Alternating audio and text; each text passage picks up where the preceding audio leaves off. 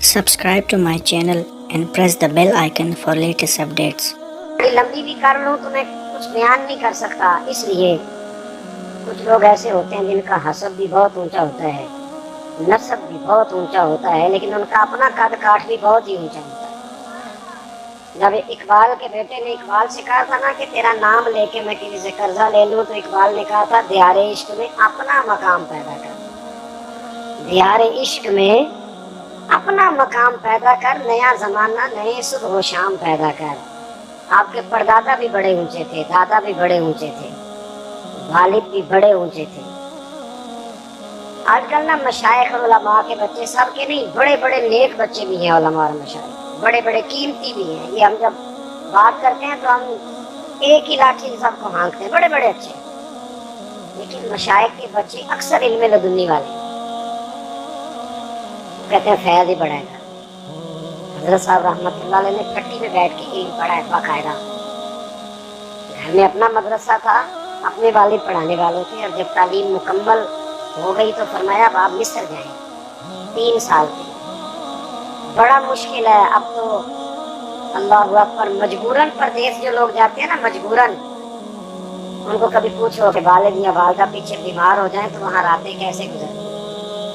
हजरत ताजुल शरिया रहमतुल्लाह अलैह मिस्र में तालीम हासिल कर रहे थे और वालिद गिरामी बीमार हो गए, और यहाँ से खत गया कि शदीद अलील है, और उनका कहना यह है कि मैं गुरूब हो रहा हूँ पर मेरा अख्तर रजा तो गुरूब हो रहा है। उनका फरमाना ये है, हजरत का इंतकाल हो गया वालिद गिरामी का, कहाँ से वो तालिब इल्म लाएंगे जो खांसी में छुट्टी लेके चले जाते हैं, जो नानी अम्मा को 3-4 दफा मारते हैं और 3-4 दफा कुल खानी कराते हैं नानी अम्मा, इतनी छुट्टियां लेते हैं। हजरत के वालिद इंतकाल कर गए और आपको हुक्म था कि तालीम छोड़ के नहीं आना। क्या घर में सनद नहीं मिलती थी, दस्तखत नहीं मिलते थे, इजाजत और खिलाफत नहीं मिलती, नाम ऐसे ही बन जाते हैं। हम लोग तो ढूंढते फिरते हैं कोई ऐसी चीज मिल जाए जिसके सहारे हमारा कद ऊंचा हो जाए। हजरत ताजुल शरिया के वालिद विशाल कर गए, पर आप दारुल उलूम में रहे, तालीम मुकम्मल करके आए। फिर मुकम्मल करके बहुत बड़े दादा के पोते थे, बड़ा कुछ था घर में, लेकिन उनकी जिंदगी मुसलसल सफर में गुजरी, जद्दोजहद में गुजरी। मैं कहा करता हूँ उन्होंने लड़ते हुए वक्त गुजारा, मैदान में रहे। इंडिया की गवर्नमेंट हिंदू, उसके खिलाफ फतवे जारी करना और दीन की बात करना, और फिर उस पर डट जाना और कोई प्रेशर कबूल ना करना और खड़े रहना। और भाई मैं अल्हम्दुलिल्लाह हजरत के घर में हाजिर हुआ हूँ। वहाँ हम तो यहाँ कहते हैं, मैं वो यूरोप में था तो मुझे एक साहब वहाँ कहने लगे कि यहाँ जी काफिरों के मुल्क में दीन पे अमल करना बड़ा मुश्किल है, दाएं बाएं सारे काफिर हैं। तो मैंने कहा हजरत अबू बकर सिद्दीक के दाएं बाएं सारे मोमिन ही थे, मौला अली के दाएं बाएं सारे मोमिन थे। ऐसे कैसे बहाने हमने तलाश लिए। हिंदुओं के बीच रह के एलानिया दीन की बात करना, एलानिया, और डट के बात करना और सही उस्लूब बयान करना दीन का। उनका इल्मी कद काठ क्या था वो उलमा बयान करेंगे, वो फकीह कितने थे, उनकी किताबें किताबात मौजूद हैं। मैंने उन्हें बहुत बड़ा इंसान देखा, बहुत बड़ा इंसान। इंसानों की भीड़ में इंसान तलाश करना बड़ा मुश्किल होता है।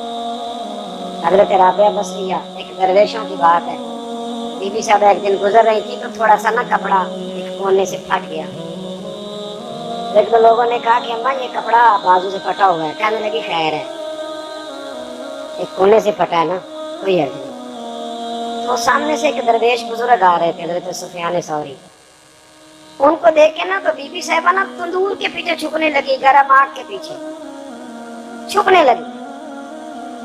अब वो गर्म जगह थी, मौसम भी गर्मी का था। एक आदमी ने पकड़ के कहा क्या है? कहने लगी थोड़ा सा कपड़ा फटा था तो सामने से मर्द आ रहा था, सामने से मर्द आ रहा था तो कहा ये जो सारे घूम रहे हैं। फरमाने लगी मैंने जो कहना था कह दिया, मैंने जो कहना था वो कह दिया, बात खत्म हो गई। हजरत ताजुल शरिया बहुत बड़े। एक दिन मैं खुद गवाह हूँ इस वाक़े का। मैंने अर्ज किया था, बस एक दो बात करने लगा, बात समेटने लगा। एक ना सादा सा आदमी आ गया आपकी बैठक में, हजरत ना फतवा जात की इस्लाह फरमा रहे, सादा सा बंदा। उसने कहा जी मैं मुरीद हूँ, मैंने बात करनी है। तो मैं करो। अब वो बात छेड़ के बैठ गया, किताबें साइड पे पड़ी हैं, वही बातें जो हमारे घरों में होती हैं, बेटा बात नहीं मानता, बहू के पीछे लग गया है, कमाई सारी ससुराल को खिलाता है, यही होता है ना जी बातें। अब्बा की और अम्मा की शिकायतें यही होती हैं, वो सारी बातें, मैं परेशान रहता हूँ, मुझे तकलीफ है, हजरत सुनते रहे। और बूढ़ा आदमी था, जवाब देते तो कभी कभी हमें यूं भी लगता कि वो बहस भी करता है। कुछ बूढ़े ना नहीं ना, हर आदमी को आदाब भी नहीं ना आते, वो किसी बात पे तकरार भी करता। उसने काफी सारा टाइम ले लिया। अक्लमंद लोगों की अपनी मिसालें होती हैं, उलमा के अपने मनतकी फलसफी दलाइल भी होते हैं। हजरत ने उसको तावीज़ भी दिया, उसकी तशफ़ी भी की, तसल्ली भी की, सवालात के जवाबात भी दिए। जब उठ के गया ना, एक मौलाना, एक मुफ्ती साहब अर्ज करने लगे, हुजूर ये आप बाबा मेरे जिम्मे लगा देते, आपको इल्मी काम कर लेते। तो हजरत का अंदाज निराला, मुफ्ती साहब को करीब बुलाया और उनके ना कमर पे थपकी दी, फरमाने लगे वो मेरा मुरीद था, उसने मुझी से मुतमईन होना था, अगर मैं बात ना सुनता तो दुख ही रहता। उसके दिल में ख्याल आता कि मेरी तो उन्होंने सुनी कोई नहीं। फरमाया मैंने उनकी बात सुनी है। आप फरमाया करते कि हुजूर मुफ्ती आजम हिंद सारा दिन तावीज़ लिखते, वो बहुत सारा इल्मी काम करते, बहुत कुछ करते, लेकिन वो तावीज़ क्यों लिखते थे? इसलिए कि जो तावीज़ लेने आता था वो सारे दुखड़े सुना के जाता, वो सारी सारी दास्तानें सुनाता, वो मुतमईन अपने आप को कर लेता। हजरत उसको तसल्ली भी देते, शरई मसले भी बताते, तावीज़ भी देते, और कई दफ़ा फरमाते असर तब होगा जब 5 नमाजें पढ़ोगे। औरत को कहते इसका असर तब होगा जब तुम पर्दा करोगी। तबलीग भी होती रहती, वाज़ और नसीहत भी होता रहता। और फिर हुज़ूर ताज शरिया रहमतुल्लाह ताला अलैह का ये कमाल था, ये एजाज़ था। हज़रत मौलाना मंसूर साहब हैं एक, उन्होंने लिखा है, वो कहते हैं कि हज़रत साहब की जब तक सेहत मुबारक इजाज़त देती रही ना, बड़े कद काठ था, आपका बड़ा मकाम था। हमारी तारीफें होती है ना, मौलाना शोएब साहब ने बड़ा कुछ कह दिया, मैं उसमें से अपना तलाश कर रहा था कि हम वहाँ कहाँ करते। तो मन आनम के मन दानम, जो हम हैं वो हमें पता तो है ही नहीं। तो बहुत बड़ा कद काठ था, बड़े नारे थे, और दुनिया टूट आती थी जिधर हजरत जाया करते थे। बल्कि एक मजेदार बात याद आ रही है, अगर कहे तो सुना दूं आपको। एक मौके पे ना हजरत साहब का जलसा था, एक जगह तशरीफ ले गए, मध्य प्रदेश का गालबन वो एरिया था। तो वहाँ एक मजजूब बुजुर्ग रहा करते थे, उनका इंतकाल हो गया।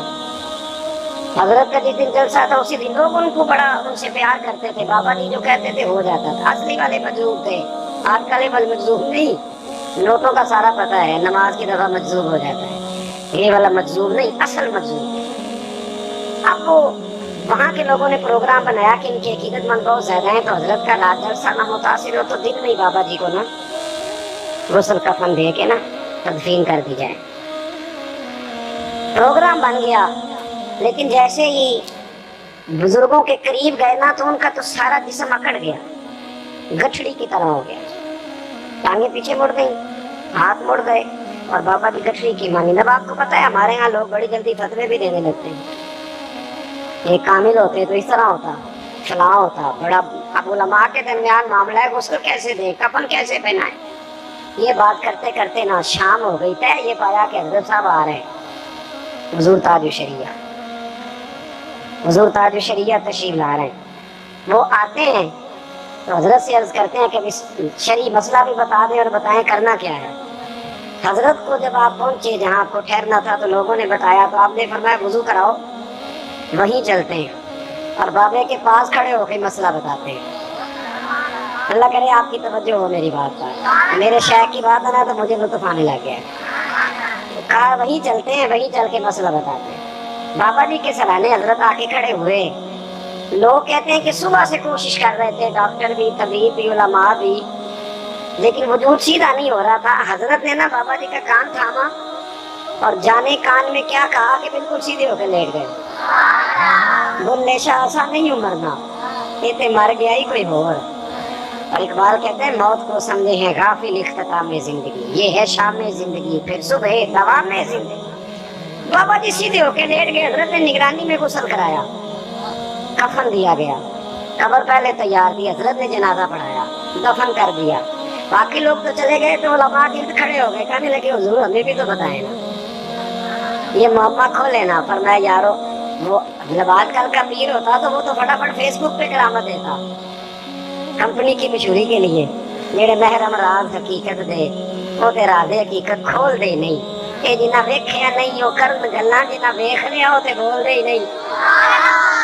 तो हजरत जी राज से पर्दा तो उठाए ना, मामला क्या है, मुअम्मा क्या है। मैं कुछ भी नहीं यार, हो गई बात, क्या नहीं बताए। तो हजरत चार मोहतर उलमा को कोने में ले गए, कहने लगे समझना जरूरी नहीं होता कि हर बंदा हर पर्दा खोले। कुछ पर बतौरे मुफ्ती किसी चीज का गलबा होता है, उस पर बतौरे दरवेश गलबा होता है। लेकिन कई दफा अल्लाह ताला एक कोजे में बहुत सारी चीजें बंद फरमा देता है। कहा हुजूर बात क्या थी? फरमाया कुछ भी नहीं।